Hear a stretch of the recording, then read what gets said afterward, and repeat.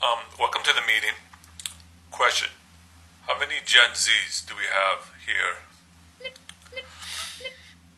Alright, 274. Can you tell me what VHS means? Sure. Vaccinate high school students. No. Oh. You are fired. No. He won't be missed. Here is the next question. How many hours do you think there should be in the work week? Your answer is? Yeah, 134. Go ahead. Yeah, I think it should just be 30 hours. Yeah? Why is that? Because, boss man, sometimes you just need time to chill. Am I right? Yeah, I hear you. Well, now you have plenty of time to rest because you is fired. 2647. Are you happy that we restored the account of Donald Trump? Well, I have prepared for you a special message. You're fired.